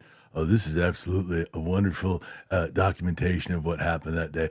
I did not believe that we were being invaded. We have been invaded. There were 6 cans of ginger ale that spoke to me one night after I was having a discussion with Walter Matthau. He is no longer with us today, but he was here yesterday. Thank you. Thank you, Gary. Thanks, Gary. Perfect. Julius Wyatt. I hate being a Falcons fan. Have a good week, guys. Yeah, cry me a river right now. Please. I mean, at least you've got a remotely good starting quarterback in Kirk Cousins. Yeah, I mean, cry me a river. All right, Armada. I need a variant of Beetlejuice played by Gary Busey. Let me tell you, I believe that when you get here, I'll be in the model. If you marry me, I will marry you, and we will all be dead, but then we'll be alive. Thank you, Gary. Appreciate it. No one understands what you meant. Jamie Rell. If they ever made Grease, first of all, thank you, Jamie, for 3 in a row. If they ever remake Grease within the next few years, I nominate Austin Butler as Danny and Ariana Grande as Sandy. I think he'd be. I mean, granted, I think that Travolta was pushing 30 when he played Danny. 27. He was pushing 30. So I guess you could do that again. But I think long gone are those days where the older people are playing the teens. Now you actually get teens playing teens. But I hope that you don't need to remake Grease again. They did it live on television. I hope they don't do it. Yeah, no, it wasn't that great on live on television either. I think it's a time capsule of a movie that was fun back then. Yeah, that is not something we need to go back to and do again ever. I leave it alone. That one to me is leave it alone. Matt Sinister McCall. Beth Snyder here. Glenn Powell will be cast in every movie in 2025. Bill Burr or Bret Michaels to play Hal Jordan. Roca versus Fatu in a strap match on Raw. Let's do it. That's it. So I like all those reports and all valid. Yes. Jamie Rell. With the canonization of most of pre-MCU Marvel and Netflix shows by Secret Wars, we'll have over 365 pieces of Marvel content, including episodes. That's insane. Wow. I mean, that's a lot of research, too. Wow. Jesus. Yeah, that's a lot. That's a lot of content. It really is, for sure. Blake Gilbert. I'm a hardcore Token fan, and I love the 6-film saga Peter Jackson did, but Rings of Power Season 2 is not priority for me. It's funny you say that because you didn't even say it wasn't a good. It just said not priority means not watch it. I feel the same. I love the Lord of the Rings series, the original 3 that he did. I'm not a Hobbit guy. I think that the Smaug was all right. And then I tried season 1 of that Amazon series. It didn't do it for me. And I just haven't had the trailers looked fine, but I have not had that urge to turn it on. Even like when I finished Shogun, I was like, what am I going to watch next? Am I going to watch that, or am I going to go back? And I still haven't seen The Boys season 4. I'll probably watch that before I watch Lord of the Rings. Yeah, I hear good things about season 2, but I haven't started it. So I don't know where I fall on that situation, but I hear good things. So I at some point I am going to take like an afternoon and just watch the whole thing back to back to back. I had the screeners. Well, I think they're all out at once, so I'll take a look at that one. I am so interesting. So interested in this next one. How you feel about this? Jamie Rell, J-Lo, and J-Ro in Latin romance. If you're going to be in a movie, if they were like, hey John, we want you to come back to acting, and you gotta go back to, but it's a romantic comedy with J-Lo. Would you do it? Nope. You're 100%. You are full of garbage. You are so full of garbage. If I you are full of it. Someday. Oh, you're gonna get to my age and you're gonna realize like it ain't fucking worth it. You are full of it. Oh, you are so full of giant bags of shit. Wait, how much am I getting? Exactly. Because if I'm getting scale, forget it. If I'm getting millions, all right, maybe I'll do it. It depends, but it depends. You can't outright say no. You don't know the deal. You don't know the deal. Right. So I'm saying if the deal is good, okay, we can have a conversation. Right. That's why I've said you can admit that you were full of crap.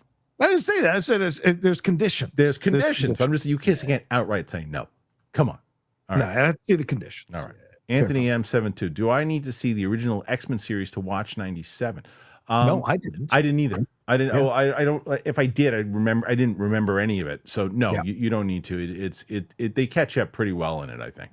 Yeah. Yeah. Really well. If I can plug anything, I interviewed the voice of Rogue, Lenore Zahn. It's put it up on my channel last week. So if you guys want to watch that interview, it's like 10 minutes, 12 minutes of me and her just talking about her journey as Rogue and X-Men 97 and her thoughts on some of the backlash that the show got and her feelings about the show overall. So if you want to watch that, it's up there on the channel. Perfect. Okay, so let's see the next one. Keeping in X-Men, Jamie Rell. If X-Men goes till 2037, 2040, we'll have had almost 40 years of mutant movies with the biggest break in between being only 5 years. Yeah, I think they're going to start pushing in, the X-Men's going to be the future of the MCU once you hit it. Which they could bank on that, and they could really milk that for a very long time and make it work with good content and if you can really develop it. Okay. Sherlock 277. Hey, Christian, I really enjoyed your interview with Jillian Michaels. It was interesting to hear positive things about Bill Maher. Was there anything that you took away from that interview? It was also, as I said beforehand, as it always is, and I've talked about it many times over. John and I have been friends for 25 years or whatever it is, too. We've always talked about this. I believe more so in conversation. I hate social media. I hate it.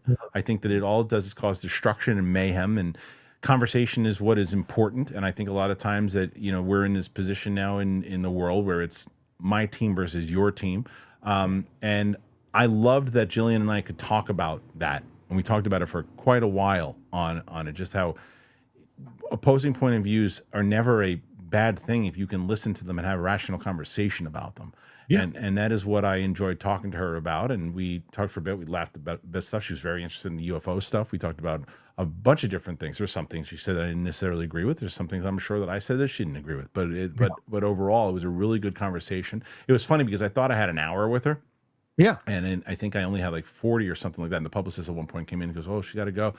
And she's like, "Can we do another 10 minutes?" Because we were just having a great conversation. It's always nice when they do that. We were having a great conversation. So thank you. I'm glad that you liked the interview. I did too. It was nice to be able to have a conversation with her.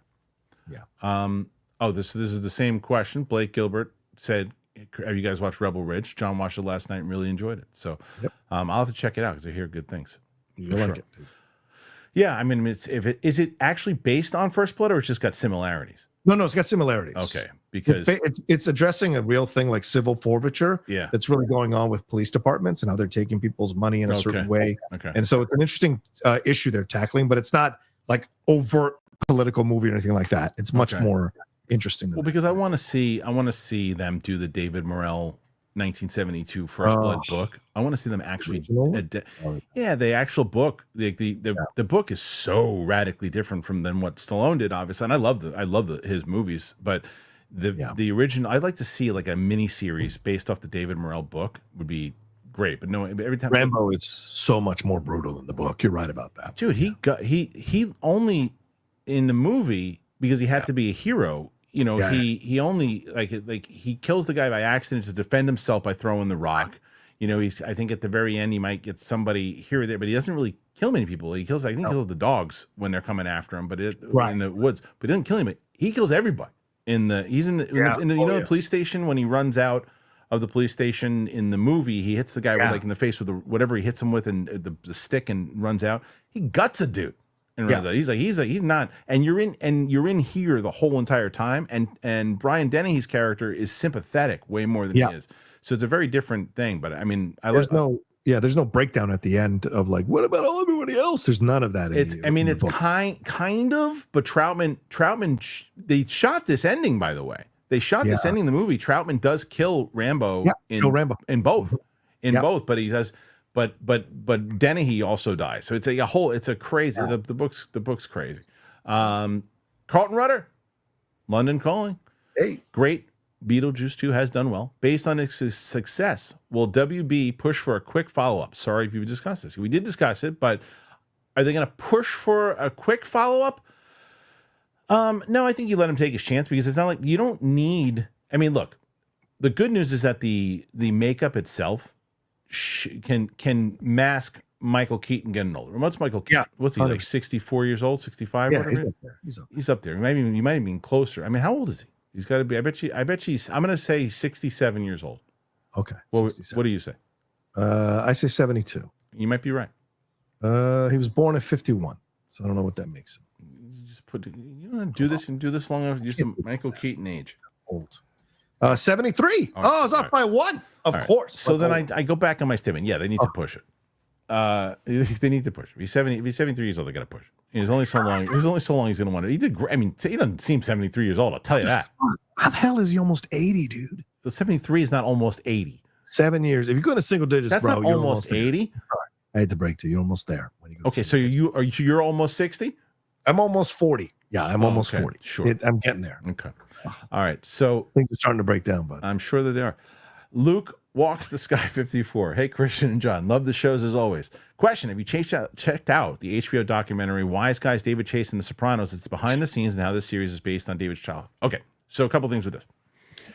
I first heard about this when Robert Iger was on my show. Yes. Robert Iger told me that they got a chance to see it and said it was phenomenal. He said there's a lot of like auditions and stuff from like the regular from the cast and all these things. So last night, my wife and I, she's like, "Are you get Bad Monkey ready because we're gonna watch that."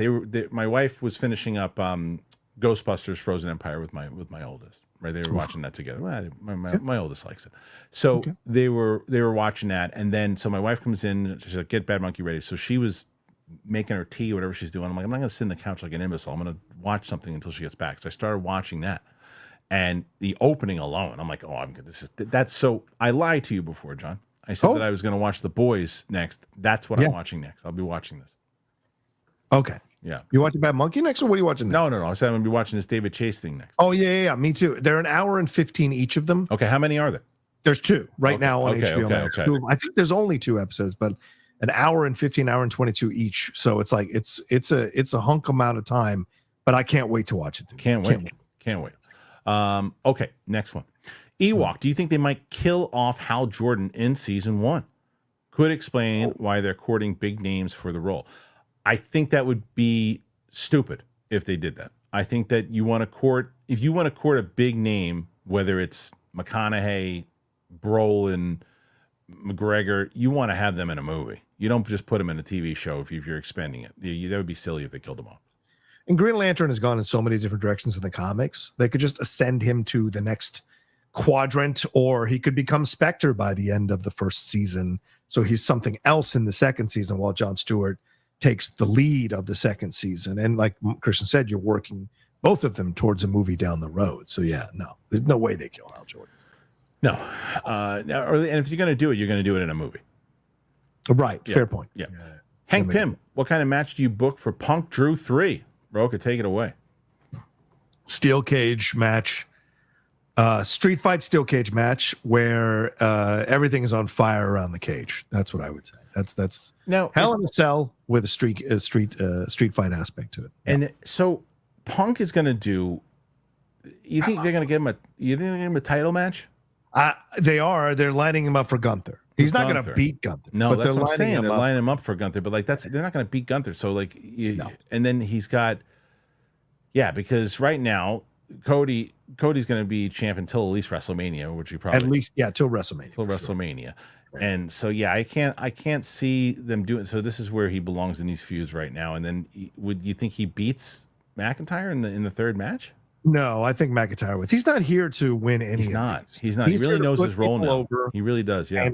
And he looks like he's having the greatest time being back. There's no pressure, no stress. He's not the lead dog. He gets to chill out and work these programs, work with people he really respects and admires, puts people over, helps the women out down in NXT. He's gone down there. A lot of them speak about how the counsel and the advice he's given them has really helped them. And so Punk is like in a new renaissance now, and people really appreciate him and what he's doing. And there's all these feuds that can come that he'll be great. I mean, I thought his match with Drew was a lot of fun. Best match he's had in years, including the AEW. I missed the most recent one. I missed it. Yeah, loved it. Daniel Hernandez says, Drake being eyed for Predator spinoff, Child Pred. Oh, come on. Oh, come on. All right, let's see. Next one. This is from Luke Walks the Sky, 54. Are you worried about the mixed reviews for Joker? Still one of my most anticipated this year, regardless. No, I'm not worried about it because the first one got mixed reviews too. It did. Look back on Rotten Tomatoes. It's 61% or 69% with the critics. It did, and it's also the other thing that is it's the musical aspect of it too. And if they don't feel like it was handled the right way, this could be a movie that I wind up loving. That the critics are on the other side of it. So no, I'm not worried about that because the trailers look really good for me. But there's also a possibility that I'm like, they took a big swing, and I just don't think it worked. Yeah, I think it's one of those films. I think you're absolutely right on that last point, Christian. I think it's a film that clearly Todd Phillips took a big swing with. Some critics are liking it, some critics aren't. But I also think Joker is one of those, like the first film, there are a lot of touchy-feely critics who are really upset about that film and like, what's the message it's saying? And all the crybaby toxic shit that I'm just like, I don't give a crap about any of that. I loved the first Joker movie. I love what it explored, what it challenged you to take a look at with this guy, and how uncomfortable it made you. I love that Todd Phillips went for it in that first movie. And so if he goes for it in the same kind of way in the second movie, I'm going to be enjoying the hell out of it. But yes, the mixed reviews make me think, okay, I'm tempering my expectations. Let's see if it surprises me or not. So, yeah. All right. Okay, so here's another one. This is Ryan King. Inside Out 2 is now the 8th biggest movie of all time worldwide with $1.67 billion. Will any other 2024 movie challenge this? No. Now, there could be other movies that get a chance to make $1 billion. Like, I still think Mufasa, as much as I don't really care about this movie whatsoever, I think has an opportunity to actually make that kind of money. But I don't think nothing, 1.7, no. It's not going to get, nothing's going to get to 1.7. No. There's nothing I could even, I mean, I can't imagine anything doing it. Nope. So, okay, we got more and more and more coming in here. So right now, John, you got the record right now at 40, man. 40. Look at that. 40 questions. Come on. Okay, next question here. And thank you guys for everybody who's putting in the questions. Really appreciate it. For anybody involved in the chat in general, thank you so much. Thank you for joining us here today. And remember, we're going to be live 5 days a week. So join us every day at 1 p.m. EST. Okay. Yeah. Joyous Romer, may the force be with you guys. Is Jedi Council ever coming back? No way. No way. First of all, between that and Collider Live, didn't enjoy doing those shows. Didn't like those shows. And it's a very different time these days. And I did the Sith Council for a little bit. Star Wars is not a place for me right now that I want to talk about it. Every week and all the stories and all the things coming out, because it's just not to me, it doesn't seem like it's that era. When we started that, I started Far, Far Away, which is still probably my favorite Star Wars show that I've. I loved. Yeah, that's the show that walked me into the business. That was the one I did with Tiffany. That's probably the best Star Wars show that I've done. You guys were great on that show. That was a lot of fun. It was really, really good, and I really enjoyed the Sith Council one for the back and forth that Mike and I and Steph have. But it's just like it's back at that time, the positivity and the idea, because everyone was excited about it. Yeah. I just don't think that it's completely genuine to be super positive about Star Wars right now, because it's and I don't want to be, and I don't want to hate on it all the time, because that's not what I do. But I want to be in that. Okay, look, I cannot tell you how more I am so hoping that Skeleton Crew is great. I hope it is. I'm going to be covering that show. I cover the shows. We cover. Today's main topic was a Star Wars story, and we'll still do that. I still haven't lost my. It's like I'll always be a Yankee fan, even if it turns out they're going back and forth with the Orioles right now. It's like, come on, just get their shit. They're in a good spot right now. But there's times where they've been in second to last place. They've been in that spot. You don't give up on them. You just hope that they get better. But I don't want to doing a weekly show in the way that was. I left Jedi Council for a reason.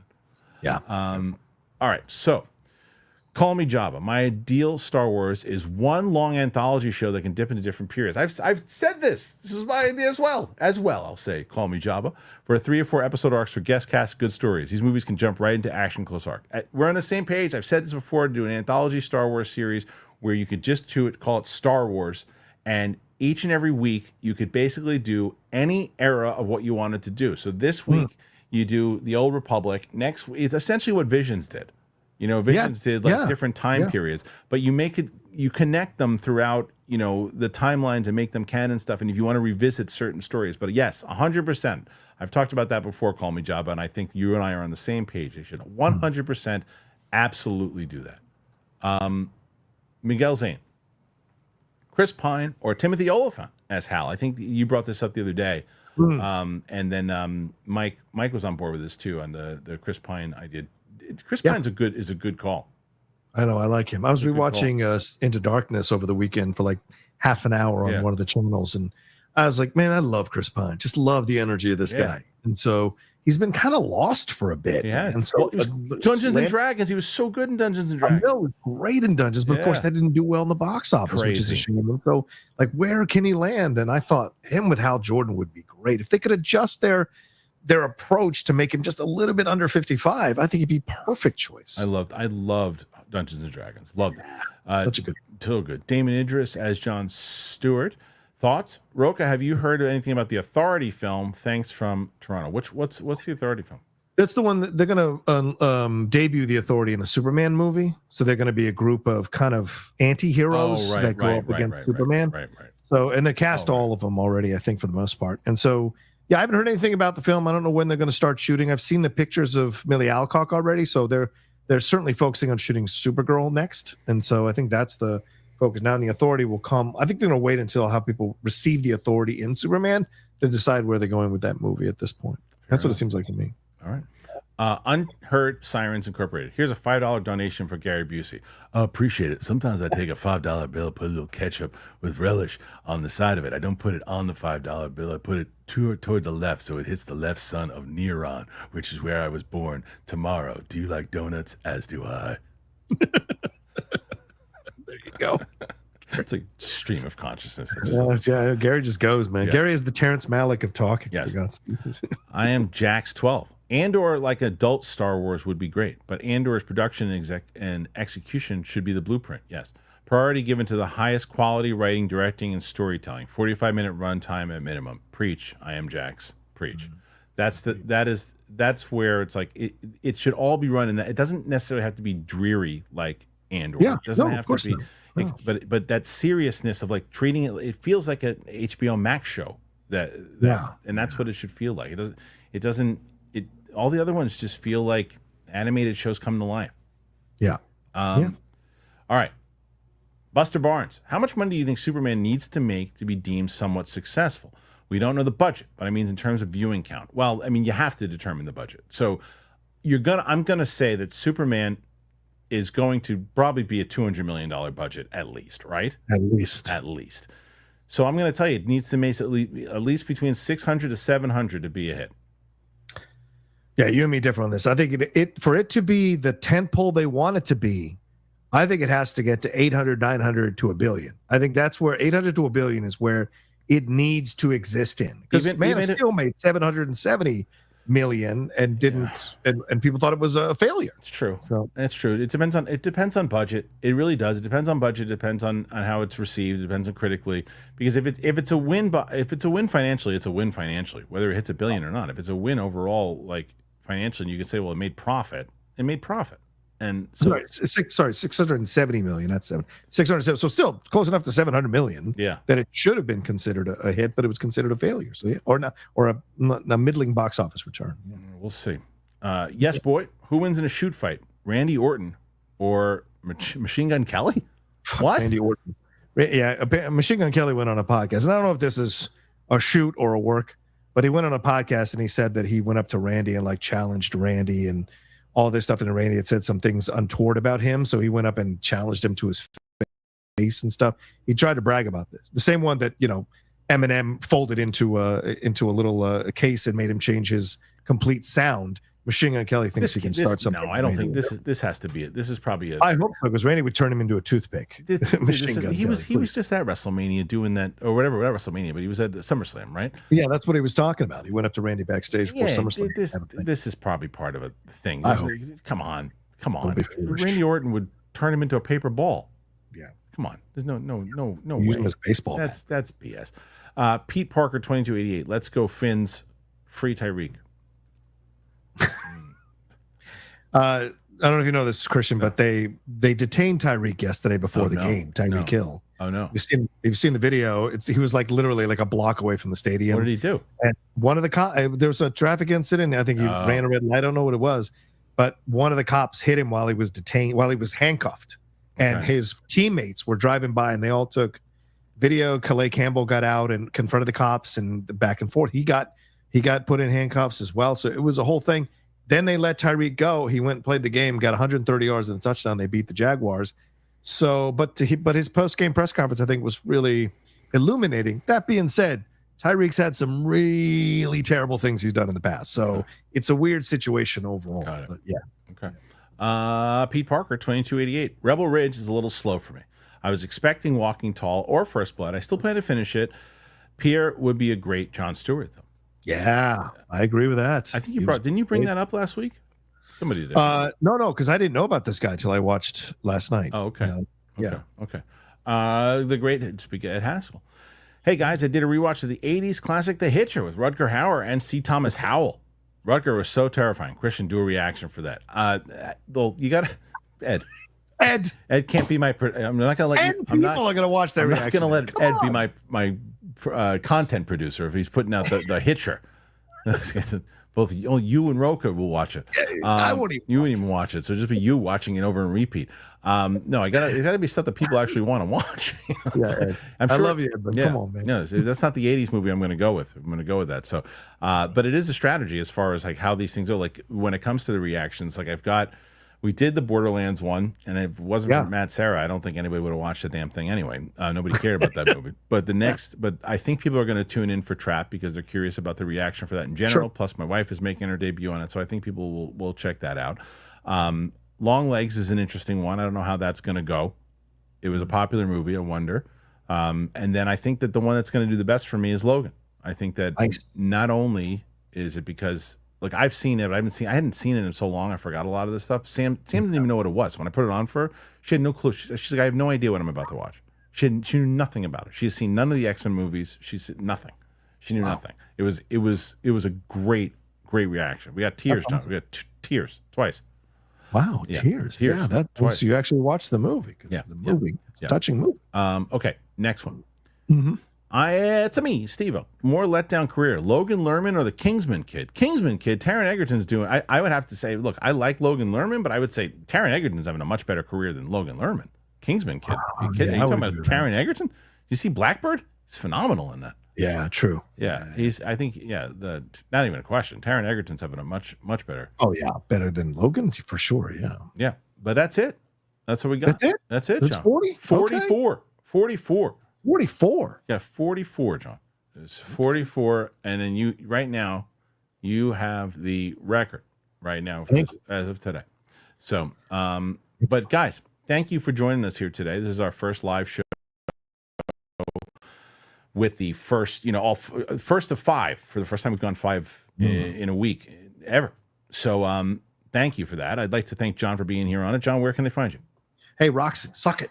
You can find me at The Roca Says on Twitter. I love her. At The Roca Says on Twitter, Instagram, and TikTok, The Outlaw Nation on Twitch, and my YouTube channel, youtube.com/John Roca Says. Come over, people. I'm trying to get to 50,000. Help me get to 50,000 so I can get even cooler guests and the more people involved in it. Would appreciate it. Thank you so much. And Christian, thanks so much. Have a great rest of your week, everybody, and Monday. Peace. Thanks, John. Thanks for being here today. John Roca, thank you guys. I really, really appreciate you being here and for all the support. Since we announced that we're going live, the support has been so wonderful. If you have a chance to check out our reactions, like I said, I'm doing Out of the Theater reaction tonight, other things. So everybody who's been with us, thank you. Subscribe to the channel if you haven't done that already. If you're new to it, we're on Apple Podcasts, we're on Spotify, we're on all that stuff. So thanks once again for being here. If you want to help out and support the channel, I put the links for the sponsors in the description. If you're able to and you want to get yourself something wonderful, I cannot tell you how much that helps the channel. I mean, it helps it out tremendously. So thank you, and we shall see you very, very soon. Oh, is Roxy in the chat? We're going to be on Roxy's tomorrow, and it looks like Roxy and Mike are going to be on tomorrow because Mike can't do Wednesday. So Mike's going to come on tomorrow. So it'll be Roxy and Mike. And now I got to put those two and tell them that, oh, did we get another one? We got another one that just came in. Carver Tate, just wanted to say thank you to you and John. Well, so John has 45. So now Mike and Roxy have to beat 45 tomorrow. I don't think it's going to happen, but we'll see. Thanks for being here, guys. Thanks to all of you. I really appreciate it. And we'll see you very, very soon. Peace.